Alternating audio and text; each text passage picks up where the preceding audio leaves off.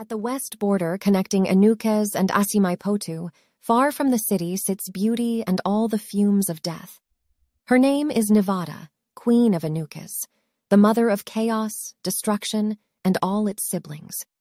The west border has the lowest population because of the toxic gases that surrounds it, but what keeps tourists away is something more dangerous. Underneath lies the most notorious prison in the land of the living, with prisoners whom have caused chaos across all the 4 nations. You would have to be labeled the worst of the worst in existence to even be considered to be a resident there. Nivada and her daughters are in charge of the prison. The area is called Nivada. Princess Kiara and Ciara are identical twins who try by all means not to look the same. I have seen sibling rivalry before. Those two takes this to a whole new level. Ciara has a long, black braided hair with blue dye trying to crawl in between. Meanwhile, Kiara has short red hair. Kiara stands outside looking at an angry storm hovering over Nivada's lair while holding a staff that looks like it has seen many battles. Her sister Ciara walks freely in the halls of torment with her hands folded behind her as she walks towards the throne room where Nivada is sighted. Nivada smiles as she sees her daughter. Nivada had the kindest smile that would disarm you and leave you paralyzed, like a friendly cobra if such exists. Her beauty could only be matched by the queen of Asimaipotu. She wore black leather armor with long red hair on her left side and half-braided hair on her right side. When she stood up to meet with her daughter, it looked as if war self-manifested into human form and chanted death with each step it took. She then hugged a blissful Kiara. "Welcome home, my daughter." Nivada spoke softly, as she was still holding on Ciara, like it has been centuries since she last saw her. "I missed you, Mom," Ciara replied. "How was your journey to that forsaken land?" Nivada asked, and the mood suddenly changed. "That disturbed look-alike made the journey unpleasant. She is really on my last nerves, but we delivered your message, Mom," an angry Ciara replied. "Come on now, child, that is not how you speak about your sister. What did that high and mighty witch say?" Ciara looked at her mom like she said something contradicting. "She denied your request. I am not in the business of fixing her mistakes." That was her exact words. Kira carefully replied. The atmosphere completely changed as if a sentient being decided that breathing should now be illegal. Ciara stepped back from her mother, cautious as if she has experienced this intense atmosphere before. Nivada looked like she could devour an entire village. She then went back to sit on her throne made of thorns and dying roots. She then looked at her terrified daughter Kiara and asked her to call her sister. Ciara took a deep breath of relief and then snapped her fingers. Kiara appeared next to her. She looked more angrier than her mother as she cursed Ciara for summoning her. Nivada quickly intervened as they were about to get into each other's faces.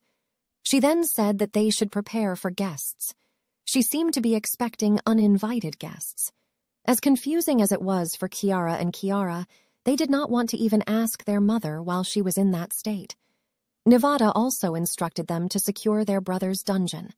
The prince that caused the war with Eruhkes was imprisoned by Nivada and sentenced to life imprisonment against Denham's wishes. Kiara went to her brother's dungeon and sat down next to the steel door. "Are you here to make fun of me again, Kiara?" Prince Ahmed spoke through the holes of the steel door. Kiara was a quiet young girl who enjoyed toying with people who are in misery, and the prison was full of her prey. "It is not my fault that your foolishness landed you here," Kiara replied. Ahmed, annoyed by her sister, threatened her that he will kill her when his father frees him. She dismissed his hope immediately as she said, "I will kill anyone who dares to defy our mother's law. Father is no exception." Ahmed quietly was swallowed by his silence, as the only thing that you could hear was the cries of other prisoners.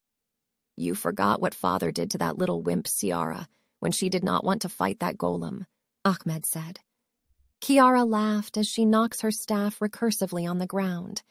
"I am not afraid of father, and don't compare me to her," Kiara claimed as she stood up to the roar of thunder and a sudden shake beneath. "So it seems mother's guests are here," she assumed as she went outside. When she stepped outside, she found Kira standing in front of 1,000 army led by Cider. Sierra! Kiara shouted.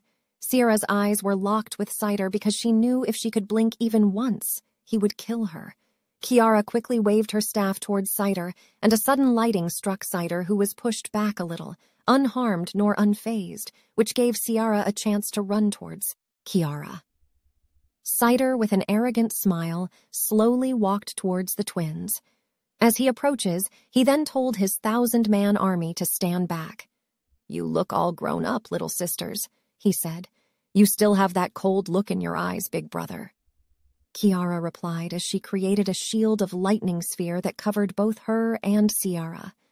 Sierra, back to her senses, snaps her fingers twice, and a huge lightning bolt struck towards the 1,000 army, but Cider raised his fist cloaked with flames, and the 1,000 army raised their shields, and the lightning bolt was repelled.